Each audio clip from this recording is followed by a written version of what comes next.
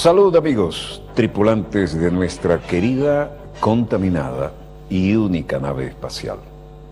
Donde quiera que se encuentren de ese lado del receptor, ella ha dado otra vuelta sobre su eje imaginario y por supuesto sigue generando acontecimientos en pleno desarrollo. Acontecimientos que, como podrán imaginar, tienen continuidad con lo que hablábamos ayer, y hoy es un capítulo más, pero no la dilucidación del argumento de otra tragedia griega. Esto es algo más que un lugar común. Socialmente es una tragedia. Y esta gente, a última hora, con el resto de Europa, especialmente los que estaban reunidos en Bruselas comiéndose las uñas a ver qué pasaba, entró por el aro del paquetazo neoliberal. Y desde luego esto tiene sus consecuencias sociales a muy, muy corto plazo. Luego de Grecia, incluso uno de sus líderes ha dicho que el que tiene ahora peor manejo de la deuda es España. Viene el drama de Italia. E incluso no solo veremos cómo se desarrolla sino también cuál de sus importantes representantes está ahora al otro lado del Atlántico, solicitando y recibiendo, al menos verbatim, el apoyo de Obama. En fin, el sistema cruje, sus partes se caen, pero los que pagan siempre los platos rotos son el pueblo, sobre todo cuando entran en la ortodoxia neoliberal, que ha demostrado no servir absolutamente para nada y tiene a Europa en uno de los peores momentos de su historia. Veamos los acontecimientos en pleno desarrollo. La única que parece estar funcionando es Alemania y por allí viene pegada Francia.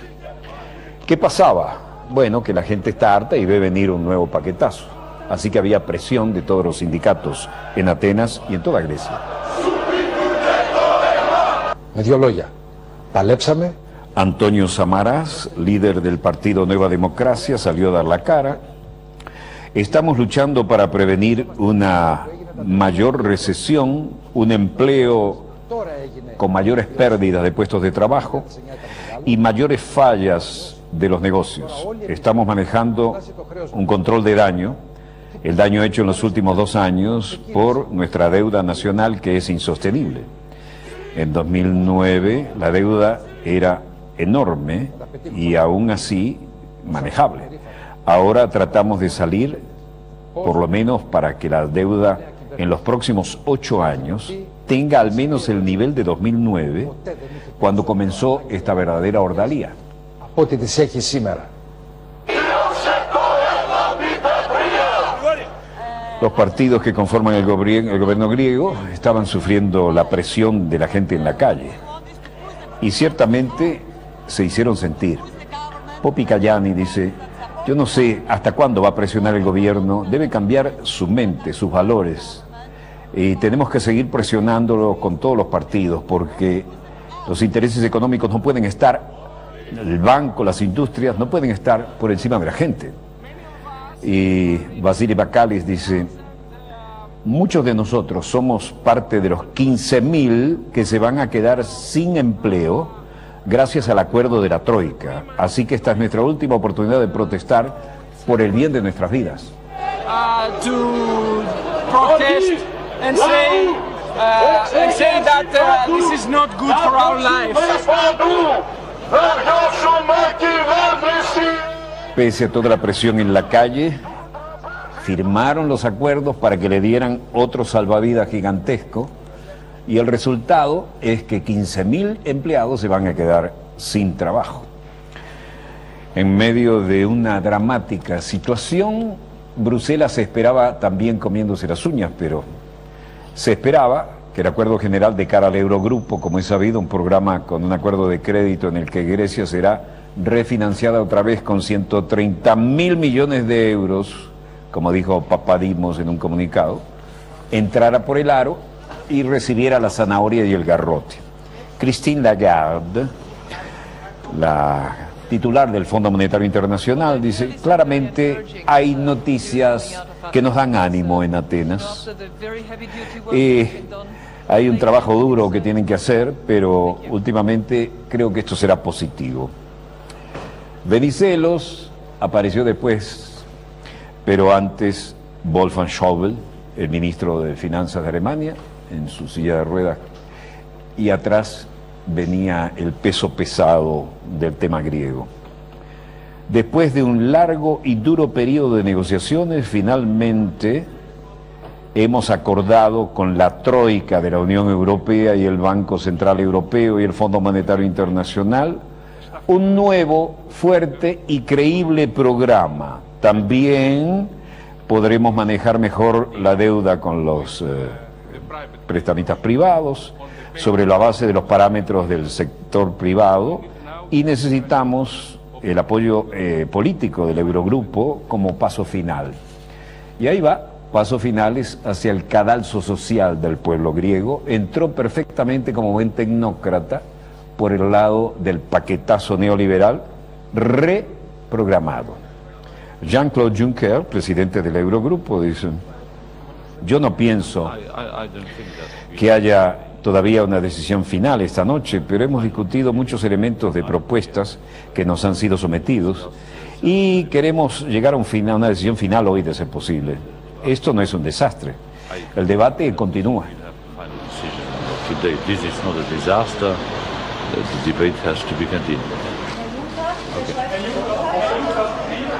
Bueno, el hombre parecía no darse por enterado de lo que acababa de decir el ministro de Finanzas de Grecia. El hecho es que hay un acuerdo general de cara al Eurogrupo, como es sabido, un programa que viene con una nueva etapa de crédito. Wolfgang Schäuble, siempre serio. Ahora tenemos el reporte de la Troika, se van a mover las negociaciones hacia adelante y no pienso que los resultados sean claros esta noche, las negociaciones están en camino. Luego el ministro de Finanzas de Holanda, Jan Kees Jager, su colega austríaco María Fechter y el español Luis de Guindos hacían corrillos. Venizelos hablando con Jean-Claude Juncker. Hasta ese momento todo el mundo cruzando los dedos. Finalmente la decisión vendría desde Grecia, que no tiene otra salida, y la expresión de Venizelos marca el drama. En la calle los atenienses viven su tragedia. Olga dice: para mí este acuerdo es inaceptable. Ante todo, no nos da esperanza. Hubo un plan para asegurar algunas cosas mejor para nosotros en otro tiempo, pero el retraso solamente retrasa el default, la falta de pago, y nosotros tendremos más insatisfacciones y más privaciones. Panos Posmis, otro ateniense, dice: para el país en general esto es bueno porque al menos no vamos a una completa bancarrota. Para el pueblo común significa más tiempos duros, y esa es mi opinión. George Toxopoulos, un analista de la Fundación Helénica para la política exterior de Europa, dice: el trato con los líderes políticos, el acuerdo es ciertamente importante para Grecia y también para Europa. De todas maneras, mi punto de vista es que necesitamos ahora acción, porque hay muchos documentos firmados en el pasado por el PASOK y no han sido implementados todavía, así que esperamos que el gobierno lleve adelante las reformas, es decir, el paquetazo. Desde mi punto de vista, con la excepción de Papademos, los políticos griegos no tienen la madurez necesaria, y esto es otra confirmación del déficit de credibilidad que es muy importante para Grecia, desde mi punto de vista. En Frankfurt las cosas iban seguidas con tanto ajuste como en la bolsa griega, al minuto, a ver qué pasaba. Y por lo que respecta a la bolsa griega, bueno, al compás de lo que se decidiera, y todavía las cosas andaban de mal en peor. Las gráficas muestran un leve asomar de la nariz sobre el nivel del agua para poder echar una respiradita, pero en cuanto a Grecia, las cosas son de un porvenir muy oscuro con este nuevo paquetazo neoliberal. En Frankfurt también seguían de cerca la situación y Stefan Scharfetter, un analista del Baader Bank, dice: hemos tenido en las últimas semanas una solución que preveíamos y anticipamos en nuestros negocios para Grecia. Era cuestión de tiempo, porque semana tras semana iban estirando el tema, pero había que tomar una decisión y había que ver cómo nos adaptábamos así en el mercado. El DAX, por lo tanto, se fue arriba a un 15% desde el comienzo del año y hubo un poquito de cambio también hoy, así que claramente los mercados están en condiciones, si no enteramente claros, al menos satisfactorias, dijo él. Claro, sobre todo después que Grecia le mostraron la zanahoria y el garrote y optó por la zanahoria. Pero las consecuencias sociales vienen en camino. No lo duden, pese a lo que dice este caballero. Luego agregó: Alemania, por supuesto, es el más desafiado para reconstruir Grecia. Y además ha gastado mucho más dinero en garantías y en préstamos para que haya flujo de caja. Es una de las más grandes y fuertes economías en la eurozona y deberíamos poder manejar esto a la larga sin mayores problemas. Bueno, Grecia acepta lo que eufemísticamente llaman el plan de ajuste, pero el Eurogrupo se resiste a liberar de inmediato las ayudas y la gente está hasta el gorro. Bueno, un espectacular despliegue de permanente presión de las masas en la Plaza Sintagma frente al Parlamento, y protagonistas de esto, tanto los políticos como el pueblo, repitieron el papel de hace 2 años, cuando aplicaron para el primer paquetazo que, como ven, no tuvo ninguna solución y trajo a peor las consecuencias. Algunos, como Wolfgang Schäuble, como dije, no ocultaban su malestar. El acuerdo todavía no está maduro para una decisión definitiva, decían. Su homólogo holandés, a quien acabamos de ver, también se sumó al coro de escépticos. Finalmente, Mario Draghi, el presidente del Banco Central Europeo, dice: hace unos minutos pudimos hablar con el primer ministro de Grecia, Lucas Papademos. Dijo que se había alcanzado el acuerdo y habían firmado con el apoyo de la mayoría de los países.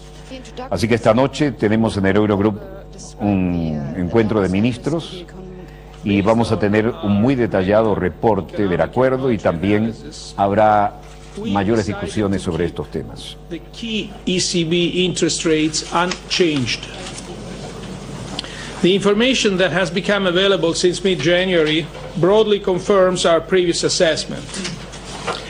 Las informaciones que hemos recibido ampliamente confirman las estimaciones previas y en particular el acuerdo todavía tiene sus escépticos, pero el regateo de gobierno de coalición, conservadores, socialistas y extrema derecha, derivó en más recortes de las pensiones complementarias en la que cada partido intentó, que no era, eso no lo dice él, lo decimos nosotros, ¿no?, en que cada partido pretendía que no eran ellos los que habían votado las medidas tan impopulares justo en víspera de unas posibles elecciones generales.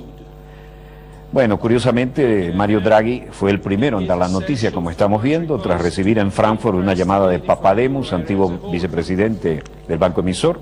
No despejó la posible contribución del Banco Central Europeo al segundo rescate, aunque descartó sumarse a la quita negociada por los acreedores privados con Atenas y que podría suponer un perdón de 100.000 millones de euros. Estuvo no solo enigmático Draghi, sino que no improvisó, leyó una respuesta blindada.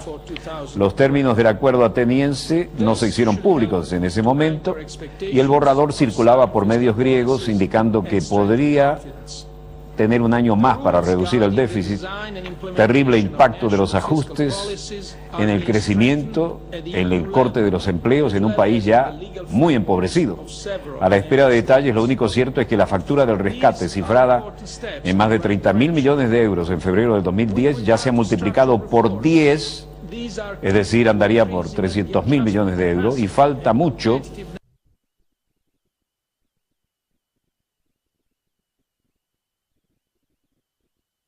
en el sector público y privado para que salieran de esto. Es decir, Mario Draghi dijo, donde hay mayor contracción del crédito ahora es en España, y le pasó una pésima noticia confirmando lo que todos ya sabían. Draghi se escudó que no podía decir nada sobre los bonos griegos que tiene el Banco Central Europeo y que el primer ministro griego confirma que los principales partidos apoyan la propuesta.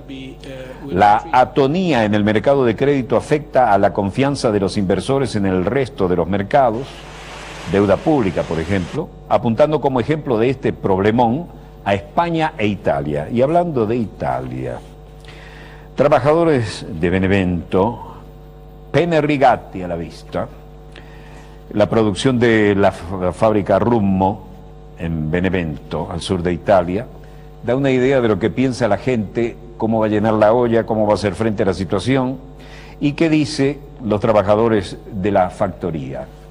Bueno, por lo que respecta a los que dieron la cara, el resultado ha sido bastante complejo, porque no es solamente el problema de esta factoría, pero también es el problema de cómo parar la olla, ahí y en toda Europa.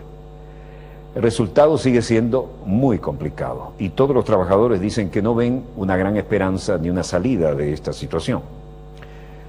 En este sentido, había que poner en marcha la línea de montaje y hacer frente a la realidad. ¿Cómo se hace frente a lo esencial? Bueno, con Chigli, Rigatoni, Gennaro Furno, líder de la factoría Rummo, dice: pienso que es absolutamente contrario a lo correcto cambiar la economía del país y pienso que ellos van a tener que tomar dinero donde está el dinero, no donde no hay más dinero, es decir, no lo pueden sacar a la clase trabajadora. I soldi dove ci sono, non dove non ci sono più. Rafael Romano, otro trabajador de la fábrica, dice: esto está empobreciendo y destruyendo la clase media. Significa que todo el país, toda Italia va a estar más pobre y la pobreza está aumentando. Mario Russo, el control de calidad de la casa, dice: los italianos están ahora muy deprimidos acerca de las condiciones en que estamos viviendo. Eso por un lado. Por el otro, no sentimos ningún cambio ni ninguna redención con lo que dice Monti, que nos está dando una oportunidad y que está confiado. No vemos cómo vamos a salir de aquí. Y ahí veíamos el líder de la NBA, Shaquille O'Neal, llevando una caja de Rummo, ¿no? Pero Cosimo Rummo, el presidente de la fábrica, dice: los gobiernos solamente han creado condiciones para el desarrollo, pero son los empresarios los que debemos darle un empujón a la economía y al desarrollo de Italia. El gobierno solamente puede hacer más fáciles o más difíciles las reglas, pero el suceso de Italia depende de los italianos y no de Monti. Por lo demás, Mario Monti, en la residencia del primer ministro, declaraba: estamos buscando la mejor manera para reformar el mercado de trabajo y los pagos redundantes del sistema a los que estamos obligados, pero podemos ayudar al crecimiento de la economía italiana y vamos a luchar contra el desempleo en la juventud. Gravísimo drama el de la juventud italiana como el de toda Europa. Por allá salió un prohombre, Luca Cordero di Montezemolo, presidente de Ferrari, diciendo: Monti dio una señal importante. Después de 15 años de hibernación, el país comienza el entender que sin acción Italia va a tener un muy mal final. De manera que con los Bucatini cruzamos el Atlántico y nos encontramos con Monti hablando con Obama. Obama trató de darle apoyo con palabras, ¿no? Los líderes políticos de Grecia aprobaron el plan de austeridad. El comunicado de la Casa Blanca que recibió al italiano Monti prevé que los dos líderes entablen conversaciones sobre la participación de Italia en los esfuerzos europeos para restaurar confianza en los mercados financieros. Ya vieron lo que opinan los trabajadores de Italia, ¿no? Comunicado de la Casa Blanca indica que los jefes hablarán sobre reformas económicas italianas y perspectivas de crecimiento en medio del brutal escenario europeo. Bueno, con su experiencia y su trabajo y su conocimiento de economía, dijo Obama, tenemos confianza en que le dará impulso a la economía y a la reforma de la agenda, por supuesto una agenda neoliberal, y será capaz de generar confianza a través de Europa y en los mercados. Monti recogió la flor y dijo, yo también deseo cálidamente, presidente, que sus generosas palabras de apoyo y el coraje que usted nos da a mí y a mi gobierno sean persistentes, y estoy muy a gusto de decir que la consolidación de las líneas presupuestarias y las reformas estructurales, si bien son muy dolorosas a corto plazo, serán entendidas por el público y la opinión pública italiana, y pienso que es una buena base para el futuro del país. Bla, bla, bla, bla. Todos los neoliberales dicen lo mismo. Es como si tuvieran una receta que cambia según las circunstancias. Pero así es como está. Mario Monti, luego, en uno de los centros de pensamiento del Instituto Peterson de Economía Internacional, dijo, no veo honestamente países que se vayan a salir del euro. Algunos países están tratando de entrar en el euro en los próximos años, y creo que la crisis permanente de manejo del sistema pondrá en su lugar a los instrumentos necesarios para el manejo de la crisis. La Unión Europea no fue construida para manejar crisis y tiene una enorme deficiencia, y es que la crisis nos ha forzado a poner al día la maquinaria, y la situación no es optimista. I believe that the permanent crisis management system, the ESM, which we will put in place soon, will be there as an ordinary instrument for crisis. Los tecnócratas declaran, los obreros, ni teniendo la pasta a la mano, se sienten optimistas. This crisis forced us to update the machinery. En medio de esta situación hubo novedades interesantes en España. Ya sabíamos los problemas en que se metió Garzón. Todo iba bien hasta que se metió con el franquismo. Continúa sometido a la Corte Suprema Gonzalo Martínez Fresneda, su abogado defensor. Es un delito que sus efectos permanecen en el tiempo y que, de acuerdo con la propia doctrina del Tribunal Supremo Español y con la doctrina de tribunales europeos y de la Corte Interamericana de Derechos Humanos, se sigue produciendo hasta que esos efectos cesan. Todas las cosas, prácticamente todas. El Tribunal Supremo de España lo condenó a 11 años de inhabilitación, lo que supone la pérdida definitiva de su condición de juez. Los 7 magistrados de la Sala Penal del Alto Tribunal condenaron por unanimidad a Garzón, pero se basaron en un tecnicismo, las escuchas de las comunicaciones que mantuvieron en la cárcel los principales imputados en un caso de corrupción. Es decir, cazaron al cazador, pero además el lío viene a partir de que se metió con el franquismo, quería investigar hacia atrás, quería levantar la alfombra.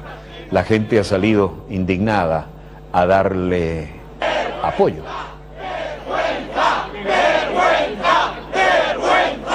Una vergüenza internacional y darle más razón a todo el mundo sobre la falta de democracia, sobre la inmadurez de este pueblo, y de verdad es terrible, es vergonzoso realmente.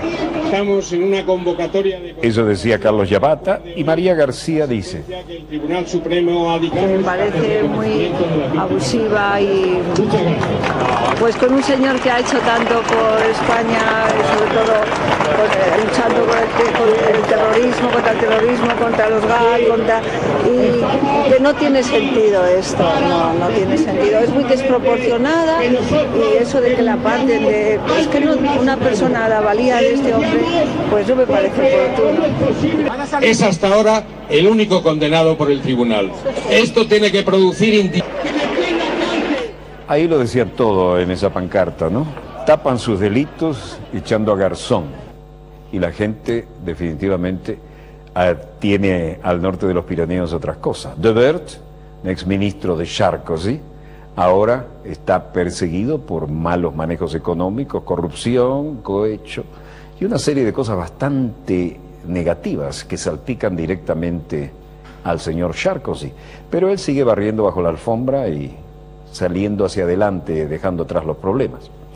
Como quiera que sea, esto sí es otro acontecimiento en pleno desarrollo. Veremos cómo Sarkozy lo barre bajo la alfombra, como ha barrido otros muchos. Veamos cómo están los mercados. En cuanto a lo que nos interesa, el precio del petróleo baja levemente y se sitúa el venezolano a $107.06. El de la OPEP también tiene una leve tendencia a la baja, $110.99. El Brent del Mar del Norte sube 118.59. El West Texas, que es uno de nuestros marcadores, también sube $99.84. El precio del oro baja levemente, $1.728 redondos la onza Troy. El precio del cobre, 8.760 la tonelada, leve alza. También sube la libra de café, 2.160, y se refuerza el euro frente al dólar, 1.32. Hora de un corte, volvemos con más acontecimientos en pleno desarrollo.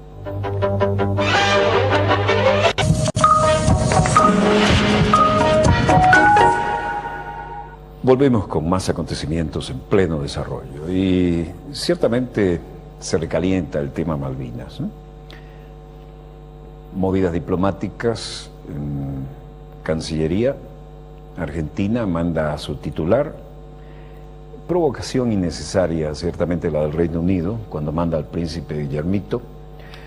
Esto normalmente se mueve así, desde Bryce Norton, la base de la Real Fuerza Aérea, se vienen pegaditos a Europa y después pegaditos a África, y vienen a Ascension, que es esta manchita de mosca en el mapa, pero que tiene un enorme valor, porque está a mitad de camino, y están haciendo una pista ampliada aquí, como base logística. Durante la Guerra de las Malvinas aquí no cabía, ponían un contenedor más y se caía al mar, ¿no? Debo corregir un dato, yo no estuve 4 veces en Ascension, estuve 3, porque en el tramo Ascension Mount Pleasant, que es donde está la gran base de la Real Fuerza Aérea, cuando llegamos había 25 nudos de viento cruzado y hubo que volver a Ascension para no poner en problema a ningún otro país y hacer allí espera hasta que mejoraran las condiciones, 11 horas para ir y venir sin tocar Malvinas y luego volver allí, de manera que aún en verano las cosas son difíciles allá, ¿no? Ahora, ¿qué vuela el Principito? Vuela un Sea King, y eso supone un helicóptero de búsqueda y rescate conspicuamente pintado de amarillo, un tipo de helicóptero contra el cual no se le dispara, y por supuesto tampoco es el comandante del helicóptero, ¿no? Pero debe ser muy divertido. Veamos los acontecimientos en pleno desarrollo, aún en esta época del año, porque como les dije, los Highlander bimotores con que se va de isla en isla, basta ponerlo frente al viento, tocar el acelerador y despega. Esa es la sala de operaciones en Mount Pleasant, una tremenda base que fue ampliada después de la guerra y que es la pieza fuerte de la resistencia. Como ven, un Sea King pintado de amarillo. Hay antecedentes no muy elegantes, ¿no? En el 2008, el príncipe Guillermo usó un helicóptero militar para ir a una fiesta. El Sunday Times había publicado en su momento que el mariscal Toppy, de la Fuerza Aérea Británica, Glenn Toppy, había pedido una explicación de quién autorizó a Guillermo a acudir a una fiesta de despedida de solteros en un helicóptero de la Fuerza Aérea con su hermano y otros amigos. Se había entrenado primero con un Chinook, este es un Sea King, y el mismo día el príncipe voló en su Chinook hasta Londres, recogió a su hermano pequeño, el príncipe Enrique, con quien luego se dirigió siempre al mando de su helicóptero a la isla White, donde un primo suyo, Peter Phillips, hijo de la princesa Ana, celebraba su despedida de soltero. Total, eso le costó al erario público alrededor, poco más de $20.000 para ir y venir a la fiestica. Algunos jefes militares expresaron, sin embargo, su preocupación porque la noticia saltó a la prensa, mientras hubo pilotos que se quejaron del trato de favor dispensado al nieto de Isabel II. Bueno, ahí tienen un BAC 111, esto que está aquí en el extremo de la pantalla. Es un transporte militar con 4 reactores a la cola. Ese es el que se usa para el ferry de 14.000 kilómetros entre la Real Fuerza Aérea, la base a la que hacemos mención, y la escala en Ascension, y luego Mount Pleasant. Bryce Norton es la base donde salen siempre. Buen tiempo, no hay gran viento. Si es el viento típico de Malvinas, bueno, estaría moviendo las palas del rotor principal. Bueno, estas son escenas. Esto particularmente, esto es de cuando le dieron la gran paliza cuando estaban desembarcando los anfibios. Se fue un día donde la aviación argentina realmente hizo historia. Pero lo que veíamos antes, la explosión, fue la que generó las 2 bajas civiles, 2 damas, y fue la artillería británica la que disparó, porque ahí todavía estaba el alto mando argentino. Los analistas militares en el Reino Unido tratan de explicar lo que es inexplicable desde el punto de vista de lo que es colonialismo moderno, ¿no? El señor Nigel Eastern, del Instituto Internacional de Estudios Estratégicos, dice: no pienso que Argentina corrientemente tenga intenciones ni capacidad para involucrarse ni remotamente en algo parecido al conflicto del Atlántico Sur. Uno mira sus capacidades y esencialmente no han cambiado, si es que no han sido degradados, después del conflicto de la guerra en 1980. Bueno, sigue el viejo estilo británico, ¿no? Y lo que aquí nos muestran es que Principito usa lentes de corrección óptica. Lo hemos visto en una toma con esos lentes haciendo el chequeo previo al vuelo. En Anglesey, el 16 de septiembre en Wales, estaba haciendo su instrucción final, esto era de archivo, y ahora está operando en Malvinas. Claramente el gobierno argentino y mucha del pueblo argentino ve esto como una provocación, dice Nigel Eastern, y realmente tienen motivos para sentirse mal. Obviamente esto no ayuda mucho, pero es emblemático, no solo la línea dura de los británicos, y es muy asertivo llevar este mensaje de manera que los isleños no tengan que dudar del apoyo que reciben. El helicóptero también podría, hay un helicóptero detrás del nuevo, el Dauntless, en la cubierta de popa, tiene pequeño hangar aquí y tiene también su helicóptero, pero ese, el que usa el Principito, es mucho más grande, el Sea King, ¿no? Bueno, aquí la situación del foro sobre la situación internacional, pero en el ámbito de la situación internacional en Siria. Aquí hay una reunión en Estocolmo, donde están, por supuesto, los cancilleres nórdicos y también el primer ministro británico. Y dice: en Siria claramente estamos viendo, oigan bien, en nuestras pantallas de televisión, la guerra mediática, ¿no? Él no habla de sus servicios de MI6 y MI5. En las pantallas de televisión, que es completamente inaceptable lo que está ocurriendo en Siria. Y lo hemos discutido mientras almorzábamos. Es impresionante las escenas de destrucción en Homs, y está muy claro que no hay ánimo de bajar la agresividad contra los propios ciudadanos por parte de ese gobierno. La Unión Europea ha tomado ronda tras ronda de sanciones y, sin embargo, habrá que mantener la presión.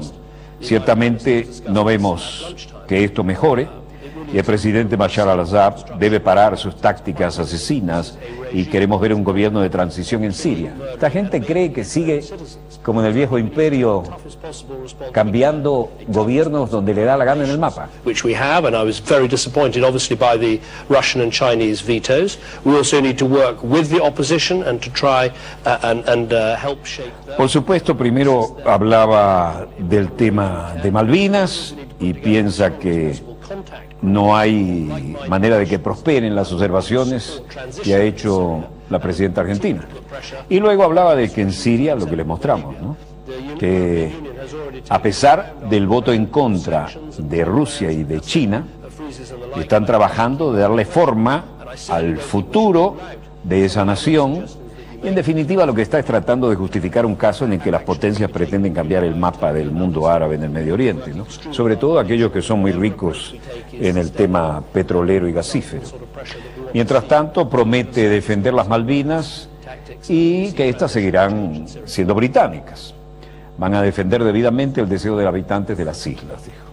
Foro nórdico del debate sobre problemas de longevidad en Europa del Norte dio para esto.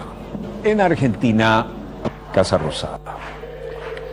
El ministro de Relaciones Exteriores, Héctor Timerman, va a ser enviado al Consejo de Seguridad en protesta por lo que hacen los británicos en Malvinas. Ya casi 30 años allá. En unas horas más, nuestro canciller a las 9:30 parte para Nueva York para hacer la presentación ante Naciones Unidas precisamente de la militarización y de lo que es la introducción también de armamento nuclear en la zona. Combatientes, los que nos dan honor y orgullo. La posición argentina será entregada por el canciller Héctor Timerman al presidente del Consejo de Seguridad antes del mes de febrero, el embajador de Togo, Kodjo Menam. Gestión similar será realizada ante el presidente del actual periodo de sesiones de la Asamblea General, Nasir Abdulaziz Al-Nasr. Y esto es lo característico, ¿no? Pero Malvinas en cualquier estación. Acá, cuando estuvimos allá, ni siquiera había pinturas en las casas, ¿no? Y hay una sola calle principal, que es la que vieron allí. Ahora parecen todas pintaditas como para una postal. Y ciertamente el fervor patriótico aflora también. Vean ese árbol. ¿Qué les indica eso? Crecen así por los vientos que va a enfrentar el Principito. Mientras tanto, un periódico local tiene una expresión grosera para la señora presidenta de Argentina. Guido Westerwelle decía: quiero informar que hemos ordenado a miembros de la Embajada de Siria en Berlín que deben retirarse del país, fueron expulsados. La expulsión viene después del arresto de 2 personas que deben estar bajo sospecha de espiar para Siria. El embajador sirio fue informado hoy de la expulsión. Y de todas maneras hemos llamado al embajador a la Cancillería para expresarle claramente que cualquier actividad del Estado sirio contra la oposición siria en Alemania no será aceptada. A estos miembros de la Embajada siria que han sido expulsados se les hemos dado 3 días para dejar Alemania junto con sus familias. Y no habrá detalles de las razones. Obviamente la expulsión está vinculada a la situación política en Siria. Con esto, Alemania expulsa a 4 diplomáticos, pese a las críticas de Rusia. Ich will nicht in Detail auf die Gründe eingehen, aber natürlich steht die Ausweisung in einem Kontext auch mit der... El canciller ruso Sergei Lavrov había expresado en Moscú que entiende poco la adopción de medidas como esa o el cierre de la embajada de Siria por parte de muchos países árabes y de Occidente para forzar la salida del presidente Bashar al-Assad. Elecciones pronto en Rusia. Vladimir Zhirinovsky, candidato del Partido Liberal Democrático, ha participado en un debate y dijo: encuentro difícil para Vladimir Putin dar respuestas a algunas preguntas. Ha estado a cargo del gobierno por 13 años, desde agosto del 99. Tal vez no se sienta culpable de ninguna cosa por sí mismo, pero todo ha ocurrido en estos 13 años y muchas de las cosas que han ocurrido son negativas.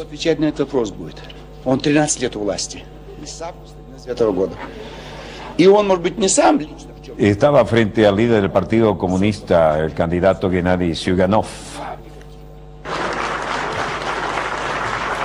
Víctor Filipovich, hablando de que piensan que ustedes que es lujo. Y era el zar ruso del metal.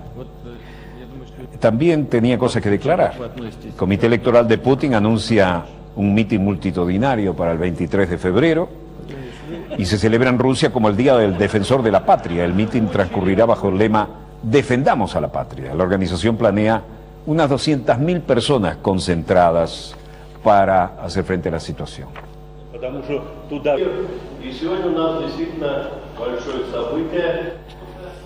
Por lo demás, Mikhail Gorbachev expresidente de los tiempos soviéticos, dijo: ¿cómo van a llevar el peso de todo esto a la Duma?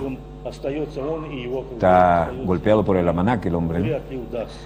¿Cómo van a hacer para cambiar las cosas y los puntos de vista? ¿Cómo van a cambiar el sistema? Hay que hacer concesiones y esto debe ser paso por paso.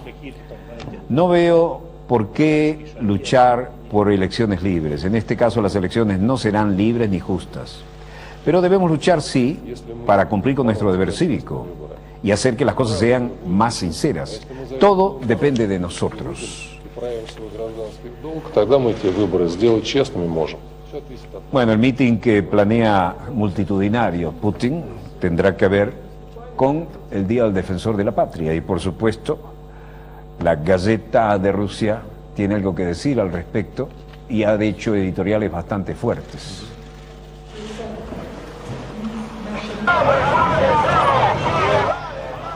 En Perú, marchas de protestas. Organizaciones se suman a la marcha por el agua en la hermana República del Perú.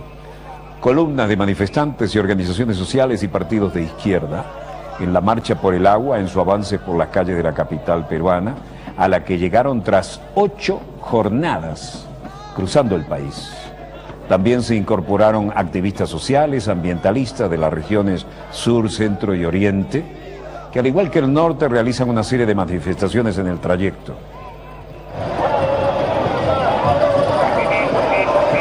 Bueno, vamos a presentar unas iniciativas legislativas, en primer lugar para que el agua sea reconocida como un derecho humano y no ocurra como ahora, que la prioridad se la dan a quien tiene más poder o tiene influencias. Y se prohíba la minería en cabeceras de cuenca y en zonas de glaciares. Así lo decía Marco Arana, un ex religioso y ambientalista. La gente decía: con mi sangre, con mi vida, daremos cualquier cosa por el agua.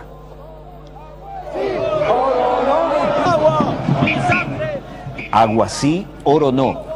¿Qué pasa? Que las transnacionales poderosas que están explotando el oro y contaminando todo el país después de las concesiones que recibieron, están gastando toda el agua necesaria para el pueblo y contaminando la otra. Se desnudan en Colombia en protesta contra las corridas de toro. Ponte en la piel del toro, se llama la manifestación, en la céntrica Plaza de Bolívar.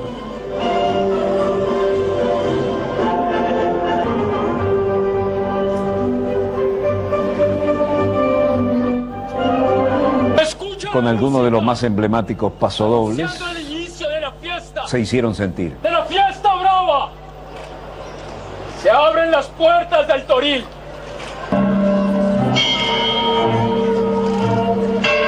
Eliminen los espectáculos alrededor del sufrimiento y la muerte de animales. Consulta popular ya.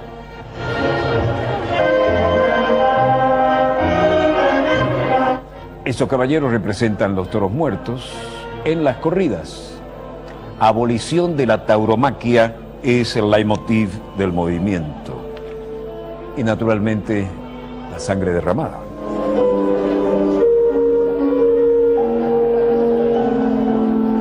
Pensamos que la gente tenga conciencia de que la sangre de una persona es igual a la de un toro y que son animales vulnerables y por eso nosotros somos la voz de ellos.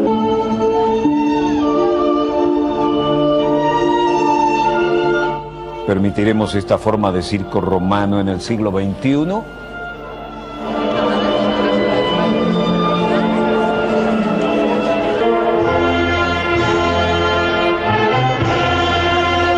Estamos precisamente en la pregunta que nos hacemos todos, siglo XXI y aún siguen existiendo circos romanos.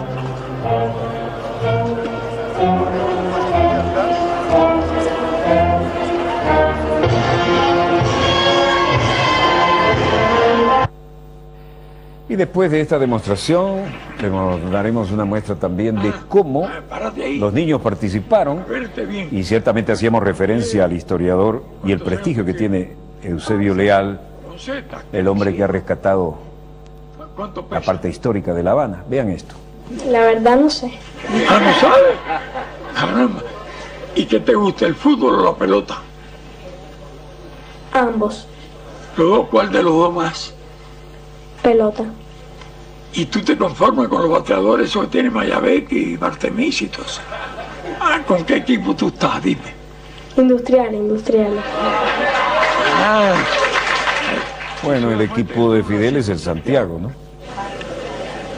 ¿pero te gustan los deportes?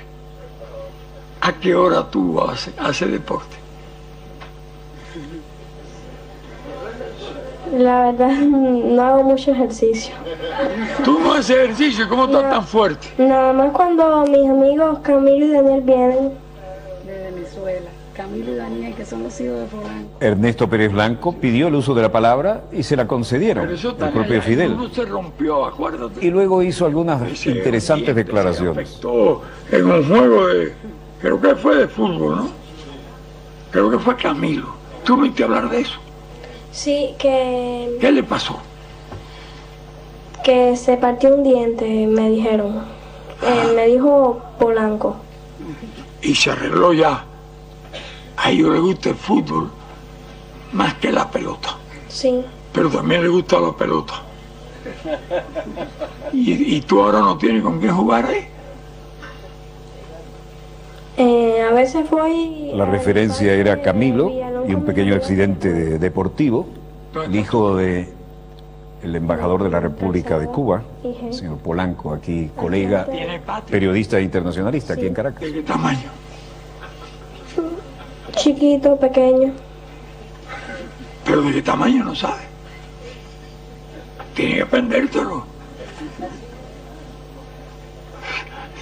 De este tamaño. Bueno, tú pediste la palabra de que tú me ibas a hablar a nosotros.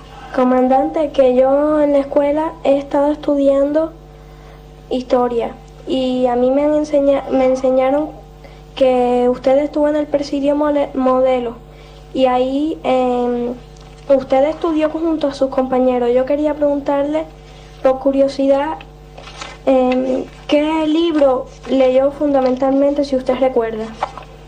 Uf, me has puesto en un lío. Mira, ya conté que había leído a Romero, ¿cómo es? Romero, sí. Juan Cristóbal. Pero ahí leí hasta de filosofía, un poquito. Bueno, te voy a contar, para que tú veas qué gran cultura tenían los que dirigían esa prisión. Hay un libro que se llama Stalin, de Trotsky. Dice, esa es la crítica más dura que le han hecho a Stalin. Ese, prohibido. Y lo prohibieron el libro de Stalin. Pero hay otro que dice, técnica del golpe de Estado. Prohibida la técnica de Curcio Malaparte, porque yo no podía aprender las técnicas del golpe de Estado.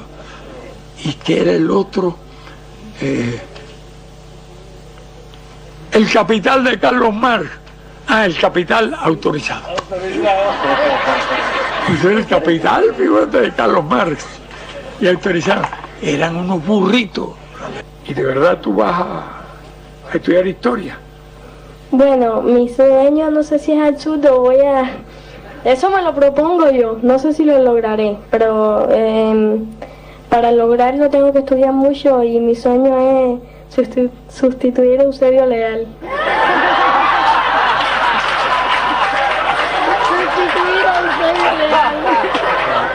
Esto avala lo que le decíamos del prestigio de Eusebio Leal, ¿no? Y el sueño de este caballero es sustituir a Eusebio Leal, por eso va a estudiar historia.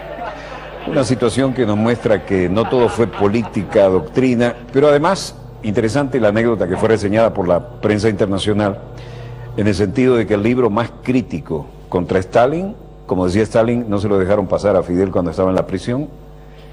En cambio, por supuesto, el de Curcio Malaparte, golpe de Estado, no, pero el Capital de Carlos Marx, así es Capital, que pase. Y decía, ese era el nivel de la gente que nos tenía, incluso, dice él, que me había amenazado de muerte y eran capaces de hacerlo. Bueno, anécdotas para suavizar un poco el panorama de nuestra querida, contaminada y única nave espacial, la que Dios mediante, dará otra vuelta sobre su eje imaginario como está previsto, y en medio de este drama con el capital en toda Europa, veremos cuáles son los acontecimientos en las próximas 24 horas. Donde quiera que se encuentren de ese lado del receptor, gracias por permitirnos estar ahí con ustedes, y a nombre del equipo Dossier les habló Walter Martínez. Disponga usted de las cámaras, señor director.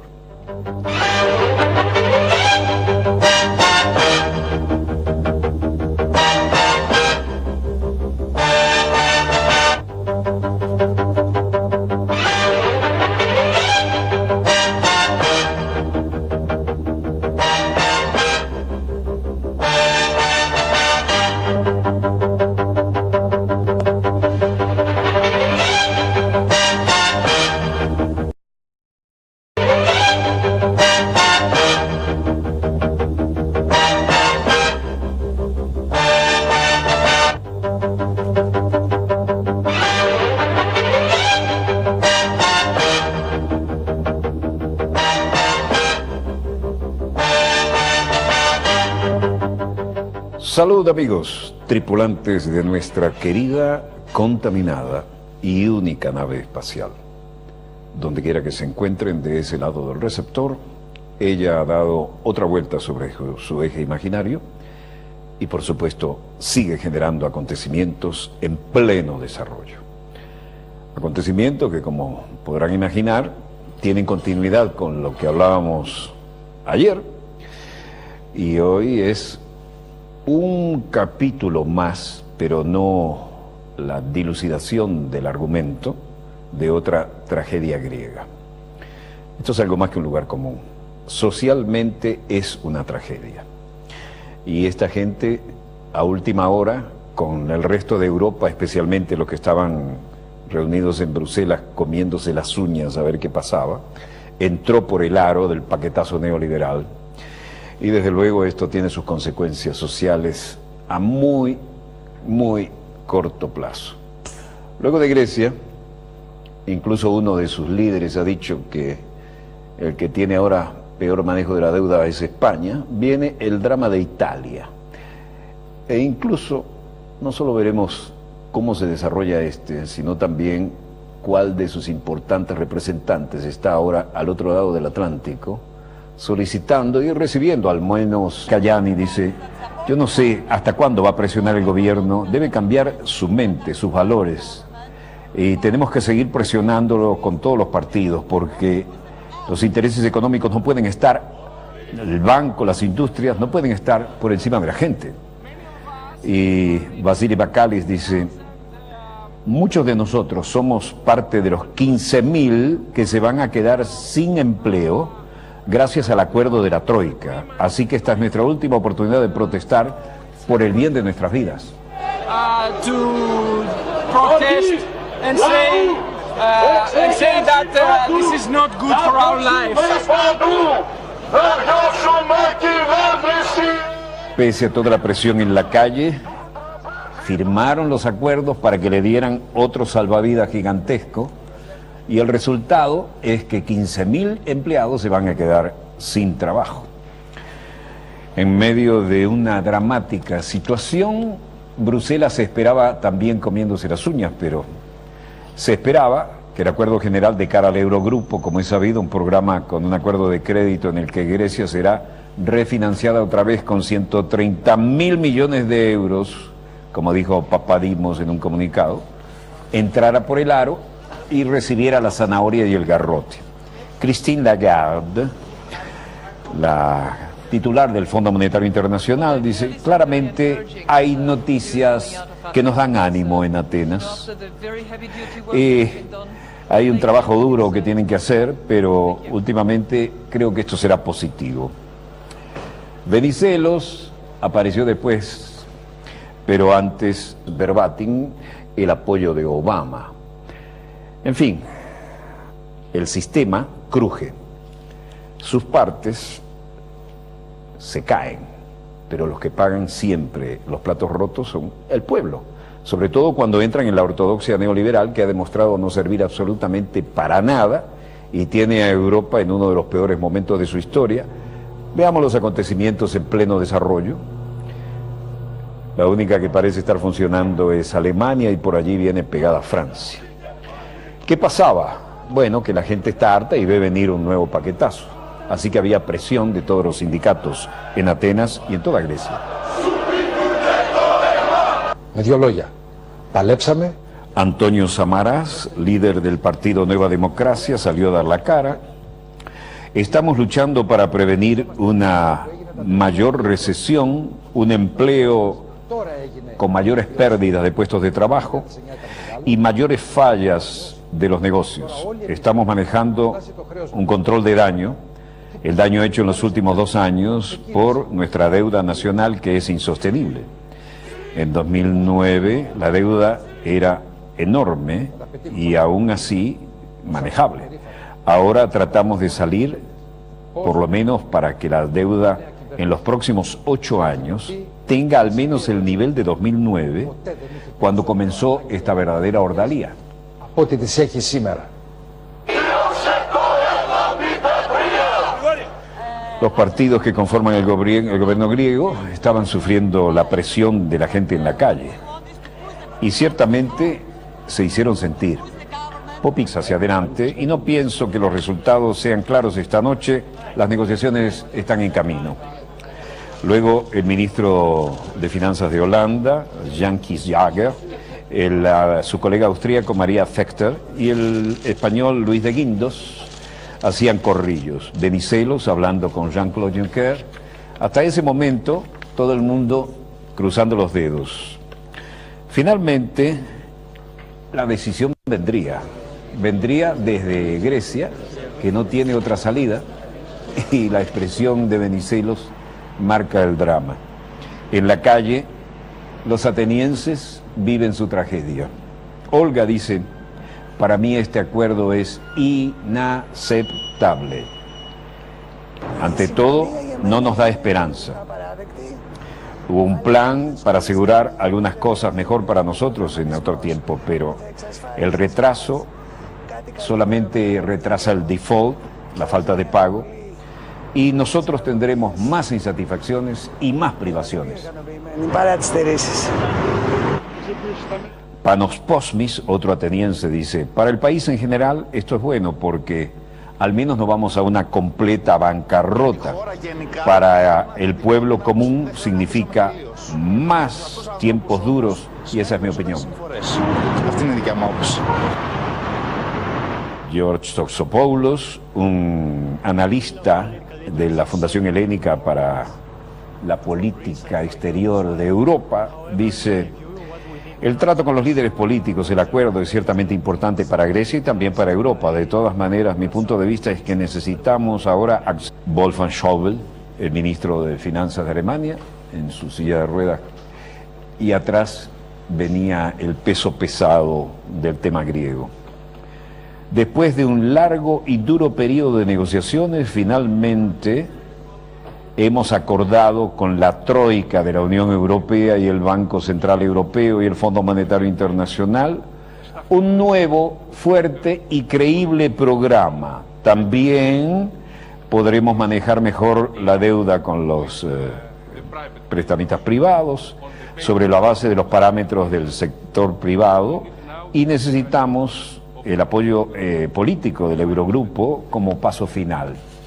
Y ahí va. Pasos finales hacia el cadalso social del pueblo griego. Entró perfectamente como buen tecnócrata por el lado del paquetazo neoliberal reprogramado.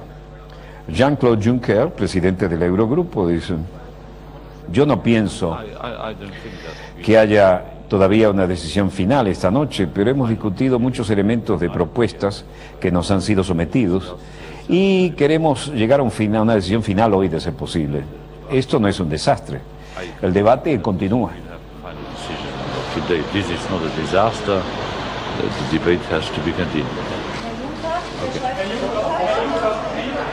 Bueno, el hombre parecía no darse por enterado de lo que acababa de decir el ministro de Finanzas de Grecia.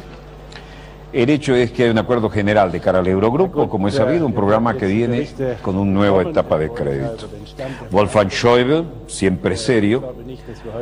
Ahora tenemos el reporte de la Troika, se van a mover las negociaciones